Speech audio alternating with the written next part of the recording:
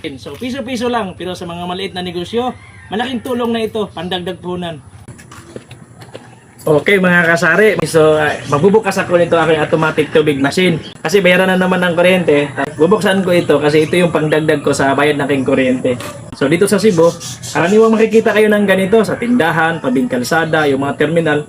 Maraming mga ganito mga kasari. Ito yung tubigan na hinuhulugan mo ng piso tapos nakakainom ka ng tubig. So hindi ko alam kung marami din bang ganito sa inyo, pero dito sa amin mga kasari, maraming mga ganito. So ganito lang ito mga kasari, pagka gusto mong uminom, kumuha ka lang dito ng plastic. Tapos salod mo dito, hulugan mo dito ng piso. Ayan.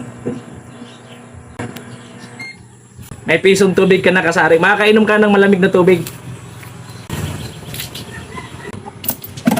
Nakadubulak ito mga kasari. Maliban dito, mayroon pa siyang sariling padlock dito. Yan.